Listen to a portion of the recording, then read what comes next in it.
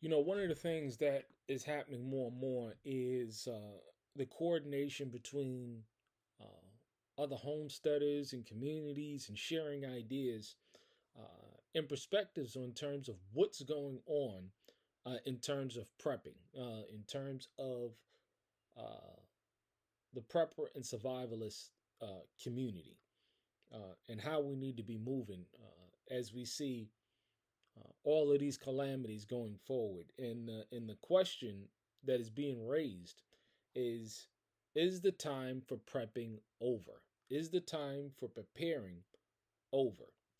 Uh, I don't believe it is over, but I do believe that it's soon coming to an end where we are moving from a state as to where we're preparing uh, for calamity to actually using and actually implementing the uh, strategies and resources that we've stored back for so many years to deal with the current state of affairs. What are those current state of affairs? Well, we had COVID. We had the lockdowns in which people had to rely on their stored resources and skill sets in order to maintain.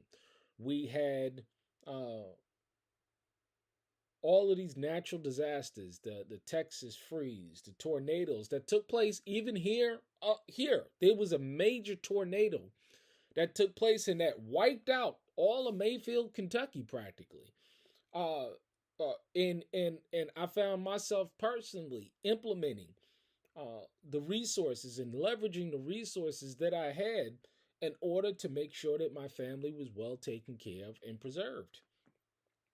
We've had hurricanes and tornadoes that's been taking place all across this land, from California to Texas to even the East Coast, in the West Coast, all across this land, where people have had to move into a state as to where they are not prepping, but they are implementing the uh,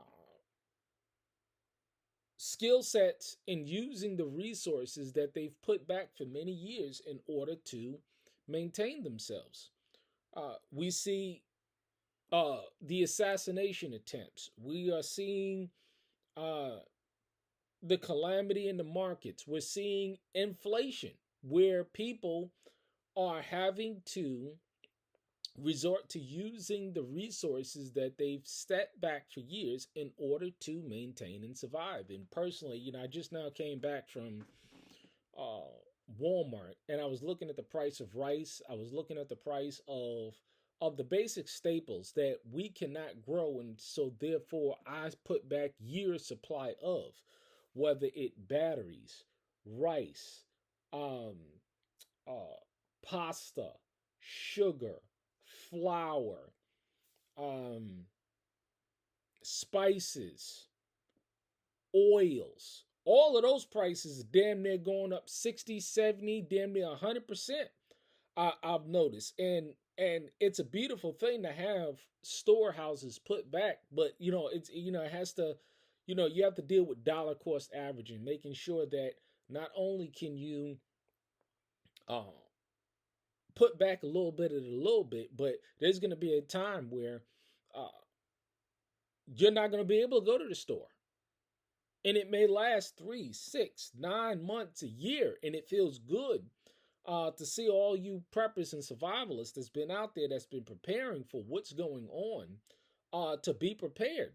So, my personal view on it, based on what I'm seeing happening, and the calamity, they're talking about more plagues. They're talking about more viruses. They're talking about wars. They're talking about all types of stuff that's going to be taking place this year, going into next year. And so, are we going to be able to continue to prep and build?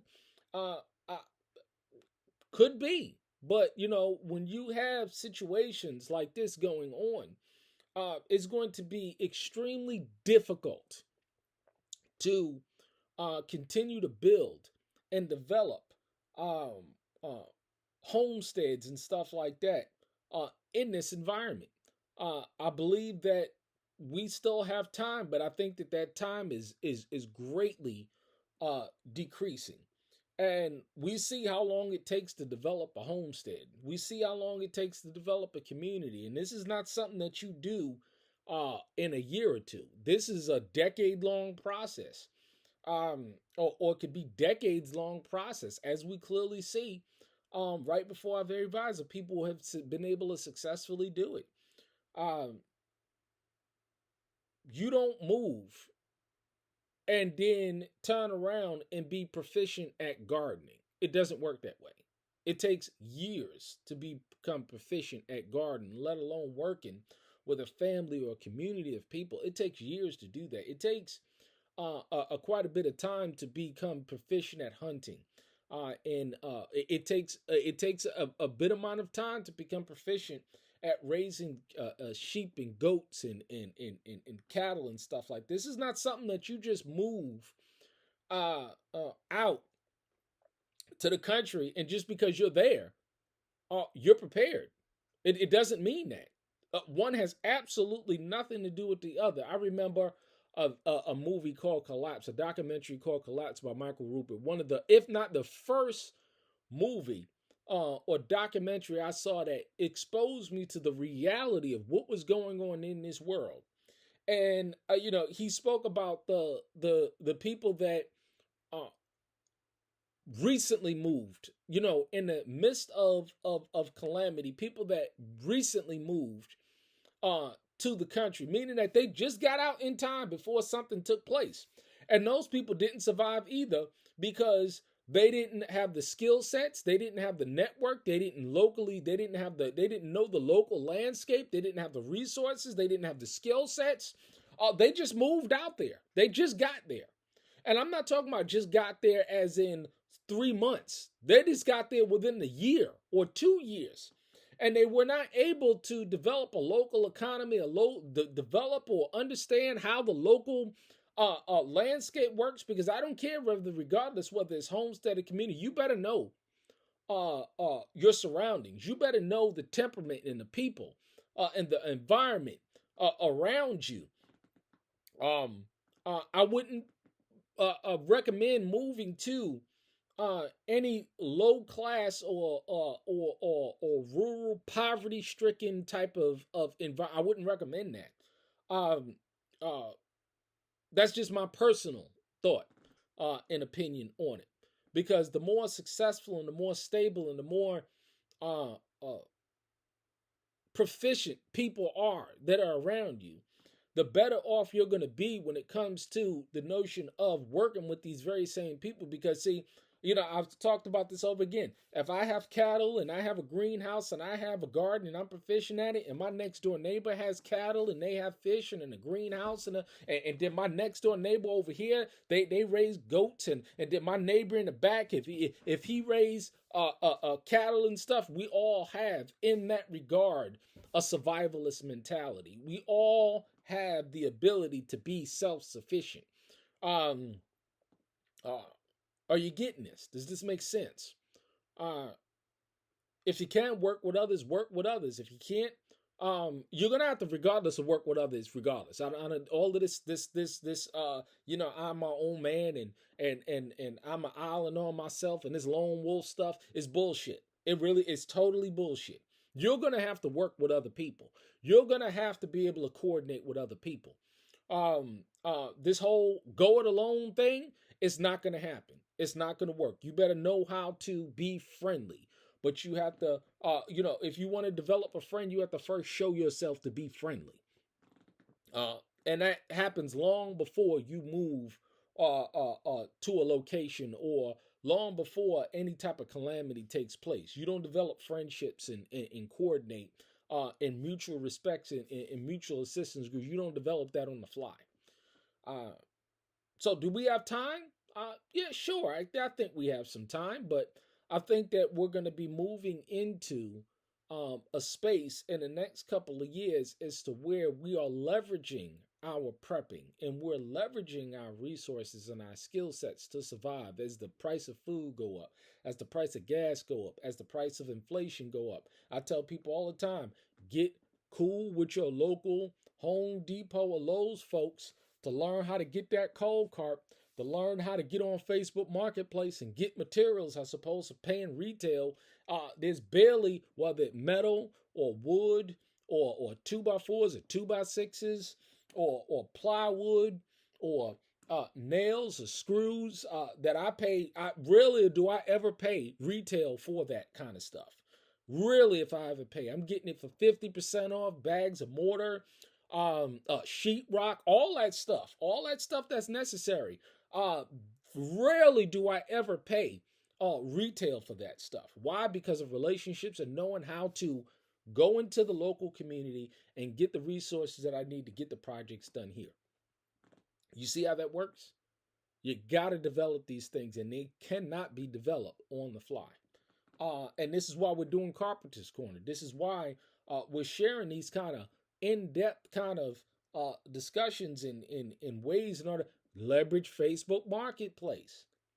I told people years ago, about the prices of these wood stoves, and the majority out there, you ain't got deep pockets. Y'all working minimum wage, rural slave wage, Dollar General, Walmart, chicken plucking, McDonald's, working 2-3 of these low slave wage jobs. Yeah, basic entry level CDL truckers or whatever. These jobs don't pay much after taxes. You ain't got much. And I told people a while ago about these damn wood stoves. You got to stay warm in the winter. Now wood stoves are, and they're still in terms of to buy one of these wood stoves new is thousands of dollars. I estimated that based on the price of retail wood stoves, I must have at least about $15,000 worth of wood stoves that I got for a fraction of the price. A fraction of the price. Why? Facebook Marketplace, Craigslist. Knowing how to restore. Make them look brand new. They're cast iron. You put a wire brush on it, and you get some of that high-end paint and stuff, and they look brand new. You order a glass, and it's a done deal. I've been trying to teach and show people about this for years. But now, I break down these little things. If you're working at Walmart, if you're working at Target, or you're working at one of these slow slave wage jobs in the country, a wood stove is now going to cost you $800, $900, $1,000 used, old, beat up, because people done got wind of it. I paid $300, $200 for these wood. I can go ahead, if I wanted to sell that thing right now, that low pie, what's that? A low pie, the smallest one, low pie Endeavor. I could sell it for $1,500 if I wanted, $2,000. Well, I ain't selling them. You know what I'm saying? They'll last 10 lifetimes if you maintain them. Store bricks. All of these prices are going up. The price of brick, they're going up. I can go on and on and on and on. Can you prep? Can you prepare? Can you build? Sure, it's just going to cost you a whole lot more money with a whole lot less, with the cost of living going up, with the cost of material going up, with taxes going up, with your wages going down, with the cost of food going up. You see the problem? You see the challenge? Man, I'm so glad I was able to get the majority of this stuff done many years ago and put myself and my family in a situation where I don't have to worry about these things. But to answer y'all questions, is it too late to prepare? For most, for these factual, and let's have a discussion on this. It'd be good to start having in online discussions to this kind of stuff. How do you see it? How do you see it? Can your pocket endure? Yeah,